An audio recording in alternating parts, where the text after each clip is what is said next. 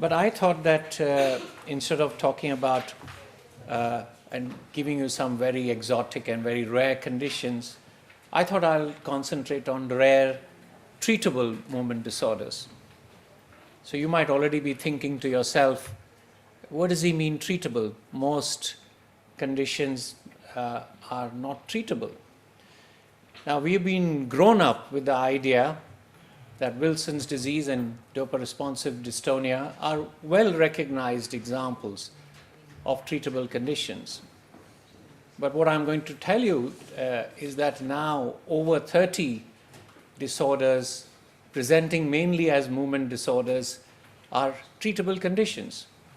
These include conditions where we have specific drugs, or we have dietary changes or avoidance of triggers, enzyme replacement therapies, and others. So it's become even more important now for clinicians to recognize these conditions. But before I start with that, what's considered a rare disorder? So the EU defines rare as a prevalence of less than 50 people per 100,000. Okay. Thank you. And we have now over 7,000 different disorders. 80% are genetic. And if you put the collective prevalence, this is 6 to 8% of the world population. So it's really a big issue. What is a treatable disorder? Well, in principle, all disorders are treatable. You may counsel them, you may have symptom-based therapy, you may have physical therapy, etc. But what I'm going to talk about are those where there are special treatments, which are based on mechanism of disease or based on empirical discovery. Why are these disorders important? Why is everyone paying attention to rare movement disorder? All of a sudden, it's a buzzword, rare. And there are so many ERN, etc., being set up. In fact, a week from now is a rare movement disorder day. It's for increasing the knowledge and understanding about rare disorders. And the reason for that is that the mechanisms of rare diseases often lead to a understanding of pathogenesis of more common disorders, such as Gaucher's disease for Parkinson's. Rare disorders were instrumental in mapping the human genome and in cloning genes, and they offer opportunities for finding molecular targets for development of new treatments. And the pharma particularly is really interested in rare conditions, and also the biotechnology industry. Now, one of the problems which we all face, and we are recognizing this more and more, particularly with the next generation sequencing, exome sequencing, is that there is a phenotypic overlap. One gene can cause many different phenotypes and different phenotypes and vice versa. So it becomes tricky for the clinician. But I think it is even now more important that there is a clinical appreciation of phenotypes, because gene modifying therapies are on the cusp, on the anvil. So strategies for clinician is to learn, just the way we learn for Wilson's disease, the KF ring, or ataxia telangiectasia, etc., is to learn the clinical hallmarks of certain commoner genetic disorders, recognizing imaging abnormalities, and delineating syndromes where you merge the clinical imaging and investigations. And of course, it's important that you can screen these people appropriately with panels or exome or NGS. So as I was telling you, there are at least now 30 or more different inherited movement disorders which are treatable. And the way I and Buzz Jinnah have divided this is into these 5 different areas or domains. Target reduction therapy, and I'm going to show you examples of each of these. Vitamin cofactor therapies, avoidance of triggers, dietary modifications, and specific drugs. So let's look at a few examples of target reduction. And let me just show you a good case in this regard, who was actually referred to me as multiple system atrophy. So he was a 50-year-old man, had balance and walking difficulty. He became hypomimic. He had frequency of urine. urgency. 4 years he was wheelchair bound. He clearly had a Parkinsonian and a cerebellar. But there was a little sort of a thing to take note that he has distal reflexes were absent, mild pes cavus, MRI showed cerebellar atrophy, DAT scan was abnormal. He was given levodopa, but he didn't respond very well. And here he is, and you will see most of the core features. You'll see he's got mild facial hypomimia. I'm just going to move this forward a little bit. He's in a wheelchair, and you can see he's slow on the right compared to the left. So he's got asymmetric Parkinsonism. Big movements with your fingers. And he's got cerebellar signs very clearly. Now, there was another sign in him. He's got the pes cavus, and there is a sign in him which you might pick up or not. Yes, no? A sign? Okay. Look at the back of his ankle. Okay? So, 2 tips here. Always examine your Parkinsonian patients with their shoes and socks off. And what you're seeing there is a tendon xanthoma. Okay? And he's got CTX. So, what we are recognizing now is that CTX can present later in life. It can present with Parkinsonism, either looking like MSA or even looking like corticobasal. And this is potentially treatable if you pick it up early. So a number of cases now describe with or without Parkinsonism or with atypical Parkinsonisms, people with MSA or corticobasal syndrome, number of patients describe it. And typically we think about this having this particular characteristic feature that you have abnormalities in the dentate, but it not necessarily be present. So it's an important thing for you to pick up. Always take shoes and socks off in your MSA cases and look at the back of that. Look for the tendon xanthomas. Sometimes it may be mild and you can do an MRI, and there you can see on the MRI much better than you might see clinically. So if you see a fullness at the back of the ankle, look for it. So there are a number of conditions presenting as movement disorders where reduction of toxic products, so I have already told you about CTX, but dystonia Parkinsonism with manganese, Gaucher's, Niemann-Pick type C, Wilson's, all of these present mainly with movement disorder, and all of them are potentially treatable to some extent at least. Just showing you another example, this is a young man sent to me with a question that he's got Parkinsonism, and you can see he's festinating. He doesn't have any tremor whatsoever, he doesn't have any dystonia, and his postural reflexes are badly affected. And the question was, why is he not responding to levodopa? And the reason is that he's got a KF ring and he's got Wilson's disease. And normally we think about Wilson's as something with a, the tremor like that, but they can present purely with Parkinsonism later in life, in their 40s and so on. So it's an important one to keep in mind again. Here's another example. This man is sent to me with Parkinsonism. He started with schizophrenia. He was given a neuroleptic drug, and he became a mixture of a bit of chorea, as you see here, and Parkinsonism. And they suggested that he had a neuroleptic drug-induced Parkinsonism and a bit of dyskinesia. But you see his eye movements. So he's fine in the horizontal plane. Look up. Now look down. Look down. Look down. Look down. I can't. I can't, he says. I can't look down.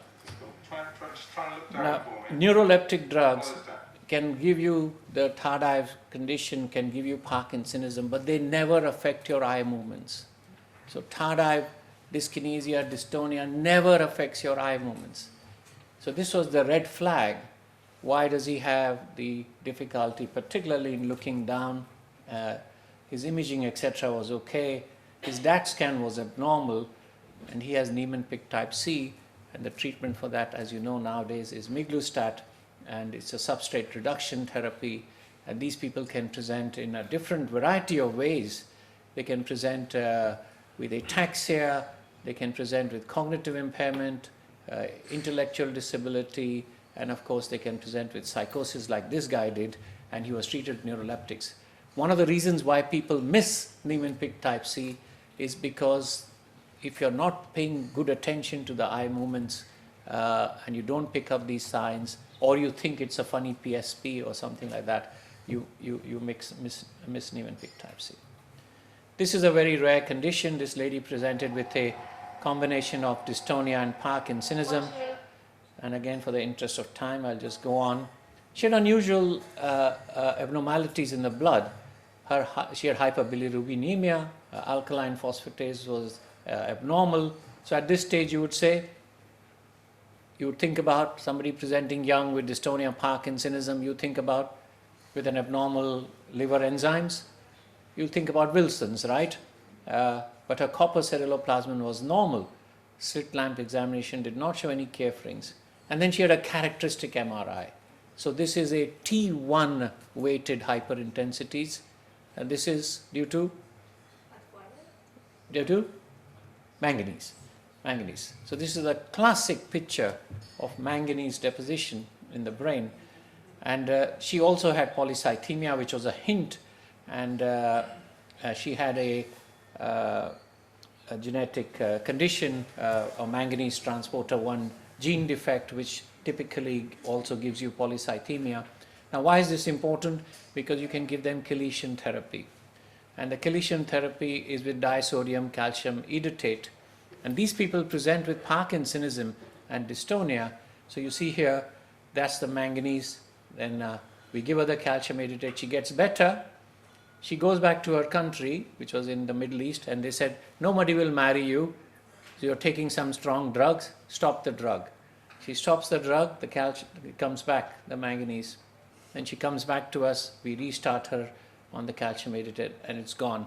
And clinically, she's completely better now. So it's another treatable disorder. So I've shown you some disorders where you can reduce the toxic metabolite. Now I'm showing you some disorders where you can treat with vitamins or cofactors. So ataxia with vitamin B deficiency, A-beta lipoproteinemia. I'm going to talk a little bit about this one, biotin, and then coenzyme Q deficiency can present with an ataxia, homocystinuria, PDH presents with a dystonic condition. And this is a very interesting disorder which happens in children, and you can pick this up because it has a very characteristic basal ganglia abnormality. We have just recently realized that it can also present sometimes in young adults. So this is a characteristic MRI scan. When you see this, you might think that this is a mitochondrial disease or Leigh syndrome or something like that, but actually this is biotin sensitive, responsive basal. You see this abnormality on the scan, somebody presenting to you with dystonia, Parkinsonism. Think about coming particularly from a recessive type of background, then keep this disorder in mind. I've told you about that these conditions are responsive to vitamins and cofactors. So this one is the one which I was telling you about, the biotin. It's a recessive disorder, onset 2 to 14, but I told you that some young adults have been recently described, and characteristically these people have dystonia, Parkinsonism, and a characteristic MRI. So the third is where disorders where you may treat by avoiding triggers. Okay? So in this, I just want to draw your attention to this particular one, alternating hemiplegia of childhood, and also rapid onset dystonia, Parkinsonism. So here's a girl, she's an Italian girl, she's about 11 or 12 or 14, I think, and she's presented in school that her foot was turning in, and initially she was thought to be functional. Then she found that her, you can see that the arm is abnormal as well. She slowly became Parkinsonian over a period of a few weeks. So started with dystonia, then became Parkinsonian, and very, very rapidly over a few weeks. And people thought she was functional, so I just stopped that there. And you see this child here also shares the same condition, but this condition can present in two different ways. And this has happened to this child after he's been put in a hot bath. So if you put the child in a hot bath and the child comes out and one side is not moving, one side is paralyzed. So the abnormal side here is not this one, the abnormal side is this one, because that's the paralyzed side. And this hemiplegia can happen on one side or another side. Okay? Now this is completely different from this girl who has developed dystonia and Parkinsonism. Both of these conditions are related to the same gene. So these are mutations in the ATP1A3 gene, and they can give you alternating hemiplegia of childhood or can give you rapid onset dystonia, Parkinsonism in adulthood, depending on the type of mutation you have. So this disorder, the triggers, what you've got to try and find are the triggers, and I told you that the triggers in these people can be a hot bath, exercise, bathing, alcohol, and you've got to try and avoid these triggers to try and help these people, but there are also some drug treatments. The DAT scan in the rapid onset dystonia Parkinsonism is normal. So that's a clue for you that you're not dealing with Parkin or with one of the genetic degenerative Parkinsonian disorders. And as I said to you, because this happens so rapidly, a lot of times people think that this is functional. And then they do the DAT scan, and they say, oh, DAT scan is normal. Why the hell do you have Parkinsonism and dystonia? Is functional. And then the person says to you, I get it after I exercise, or I get into a hot bath. It happened to me after hot bath. Okay, definitely functional. Okay, we don't keep that in mind. So it's a question of recognizing the phenotypes, right? So keep these disorders in mind, and a lot of people are interested in this condition. There are companies which are trying to figure out a way of genetic, way to try and help it from the genetic point of view. So the same thing, number of conditions, alternating hemiplegia, even biotin sensitive, number of others as well. I already told you rapid onset dystonia Parkinsonism, which is a allelic disorder to alternating hemiplegia of childhood. And then conditions where there are specific drugs which you can use. I will show you a couple of them over here, but AADC deficiency, dopa-responsive dystonia, episodic ataxia type 2, GLUT1 deficiency, paroxysmal kinesogenic dyskinesia. For example, you treat that with carbamazepine very classically. So many of these disorders are treatable with drugs. And although they are rare, they are treatable. So you've got to pick them up because very few things we can treat in neurology, right? So you have to be aware of them, okay? So let me show you an example of how being aware is, how we are unaware quite often. So this boy presents to us at the age of 17 with his foot turned in like that. And this happens to him after he walks on exertion. Nothing else wrong with him. We ask him the family history. He says, yes, my father is seen in this hospital by another consultant. He has got cerebral palsy. That's the father. So when we find out about the father is said to have a left-sided hemiplegic cerebral palsy. But actually, he's got hemidystonia. He's not got cerebral palsy at all. And then they ask this guy, is there any family history? He says, my father is seen in this hospital by another consultant, and he has got Parkinson's disease. So I call that consultant, and that's the grandfather. I say, has he really got Parkinson's? Yes. Have you done a DAT scan? Yes. DAT scan is abnormal? Yes. He's presented with Parkinsonism on his right side with a little bit of dystonia. He's responding very well to levodopa. He's doing well. The only thing is he has no dyskinesia. So, okay? So we do a DAT scan in this guy, and in this guy, DAT scan is normal. But in the grandfather, the DAT scan is abnormal. And then we pick up, after levodopa, we give the boy levodopa. He gets a little bit of dyskinesia, but the dystonia goes away completely. We give the cerebral palsy guy levodopa, and he's very happy. His cerebral palsy disappeared in a couple of hours. And the grandfather is already taking levodopa and is doing well. So what did they have? They all had GTP1 cyclohydrolase, DRD, gene mutations. And we have now shown that DRD is a risk factor for your classic Parkinson's disease. It's just like Gaucher's. There are people, if you take a large sample of patients which we have here, including pathologically proven cases, GTP1 cyclohydrolase is a risk factor, just like it's a risk factor with Gaucher's or some of the other heterozygote conditions. And they may present in different ways. So the classic way is your Sagawa syndrome with the diurnal fluctuation, which you saw in that man, with the foot turning in on exercise, or exertion-induced foot dystonia, but also cerebral palsy and also Parkinson's disease. So it's very important to try some levodopa in all your children with so-called cerebral palsy, particularly with a dystonic cerebral palsy. You just don't know. There are some of them who get up from the wheelchair and walk.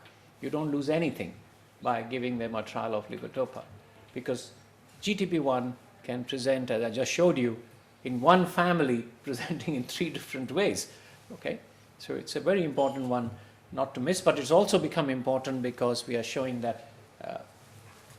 And then there are disorders which you can treat with dietary interventions. Okay, a number of these are amino acidureas, which you can help with dietary intervention. But I want to show you one important one, which is now, I think, people never imagined about this. And these people present very typically after exercise. So this lady was seen by David Marsden many, many years ago.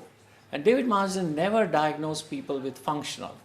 He was averse to using the word functional.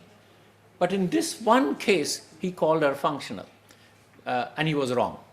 So we know now that he was wrong. At that time, we didn't know. So this lady, after exercise, would do this very bizarre, hold on to the thing, and very bizarre. And now you see this boy, same thing, exactly the same. He doesn't want to go to school because after he exercises in school, this is what happens to him.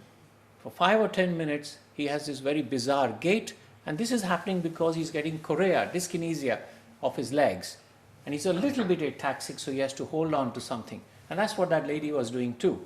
And we call this the crisscross gait. Crisscross, crisscross. So, and now he'll say that my attack is over and he will be fine. And you'll see another girl now in a minute. Same thing. After exercise, she just come out from outside after walking. She's a German girl, and crisscross, crisscross, ataxic gait. So all these people have glucose transporter gene defect. So the brain is a privileged site. It even doesn't allow glucose to come in. A glucose has to come on a transporter. And if you've got a genetic defect, an autosomal dominant condition of a glucose transporter defect, which we describe, GLUT1, you find that when they exercise, when the requirement of the basal ganglia, which is a high energy area, is more, they can't get enough glucose. And that's when they develop the dyskinesia. And this is treatable because you bypass the glucose system and you put them on a ketogenic diet. And with a ketogenic diet, these attacks completely disappear. And after we had described this, it has now become clear that glucose transporter gene defect can present in many different ways, particularly starting in children or young adults. So it can be seizures, so-called children who are clumsy and say, my child is dyslexic, my child is a bit odd, ataxia, spasticity, and they get worse with episodes of fasting or early in the morning where they're not eaten. That's when they get episodes, their ataxia is worse, or they are more clumsy, they are falling about, and so on, and nobody thinks about what's going on with them, and because their imaging is normal, things are normal. Some of these people can get a mild cerebellar atrophy over a period of time. And what you got to do is a very simple thing. You do a serum and CSF simultaneously. And when you do that and you find that the ratio of the glucose in the CSF is less than 0.40 compared to the serum, this is GLUT1. Then you can send the gene and it is treatable. So it's another disorder which you don't want to miss. So in my last 5 minutes, I've talked to you a lot about inherited disorders. The other field which is really sort of grown, which is treatable now, are of course the immune-mediated movement disorder. I just want to spend 3 minutes, 4 minutes there. you will not be now pardoned if you don't pick up an MDA. You will not be pardoned if you don't pick up facial-brachial dystonic seizures due to LGI1. And this is the time to pick them at this stage. So these are people in their 50s or 60s come to you with a new onset problem that intermittently their arm becomes like that. Arm and the face go together, very briefly. Here she got it one side, now she got it on the other side. A lot of these people are thought to be functional. And if you don't pick them up here, they go into a full-blown limbic encephalitis. At this stage, their EEG is normal, their MRI scan is normal.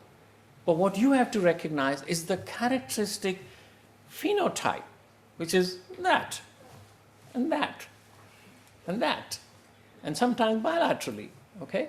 It doesn't happen in children. So unlike PKD, or paroxysmal kinesiogenic dyskinesia, which happens in children, this happens in adults, slightly more in women in their 50s and 60s. If you don't pick it up here, they go into full-blown limbic encephalitis, okay? So the other one is, of course, IGLUN5, described from Spain, and this is a disorder where you are having people with REM and non-REM parasomnia, but they are now known to be presenting in many different ways. So they can have, you can think about these people because they may present to you with ataxia or with dysautonomia or with an eye movement disorder looking like PSP. So they present to you with ataxia and dysautonomia, you'll be thinking it's MSA. Okay, you'll think it's MSA-C. And you're asking for the, do you talk in your sleep? He says, yeah, he talks a lot. And you say, that's REM sleep behavior disorder, which you see in MSA.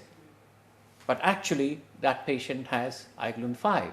Now, what should be your red flag? Your red flag should be if he's got an eye movement disorder, like PSP, but he looks like MSA otherwise. So he's presenting to you with ataxia, he's presenting to you with dysautonomia, and you're doing his eye movements, and you say, oh, hold on, why does he have a vertical supranuclear gaze palsy? MSA doesn't give me that. But then you say, well, what else can it be? He's got the ataxia, he's got the dysautonomia, he's got the REM sleep behavior disorder. Okay, he's a bit odd. Maybe this is just related to age. So you pass that under the carpet, so as to say. But no, that's a red flag. If you're getting that eye movement disorder, it's a red flag. This could be IGLUN5. Okay? And why is it important also, and which is very interesting, and when you do pathology, this is a tauopathy, a 4-repeat tauopathy. So this is on an interface between autoimmunity and degeneration. And the imaging can be normal, or it can show you some unusual images like what you see here. But what is most important, we used to think this is not treatable. But that was because all those patients were picked up late.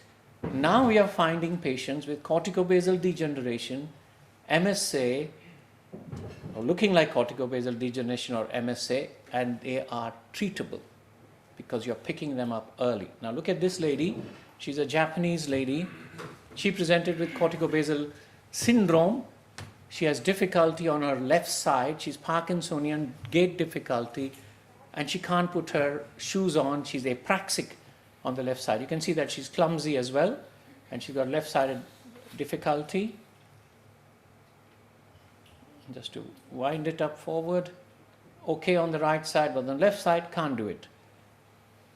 And now she's treated with, she found to be IGLUN5, and she's treated with immunoglobulins. And although she's not okay, obviously, but she's improved markedly. Look at that. All right? Not just that, what is fascinating is her DAT scan improved. So her DAT scan is abnormal here, and this is after IVIG, and the DAT scan has started improving. Now this is remarkable, okay? And I've seen people, or presented to me in Spain actually, in Madrid, with an MSA phenotype who responded to IVIG. And this is just to show you how it can present. Now this person is presented with a bit of facial myokymia, and you're going to see the lower face now. So this is the upper face, and the lower face shows myarrhythmia. Now normally you would think somebody presenting to you with cognitive difficulty and myarrhythmia of the jaw, you would think about Whipple's, and that's what they thought about initially. But she had REM sleep behavior disorder, and they did her IGLUN-5, and she's IGLUN-5. So now, and she's treated, so this was a sleep disorder, they picked up that. So she was getting both REM and non-REM sleep abnormality, and that's why they thought of IGLUN-5, and she was positive. And she's been treated, and she has improved. So somebody looking like Whipple's, but has a REM, non-REM disorder, think about IGLUN-5. Okay? And now there are a number of cases which have been treated and so on.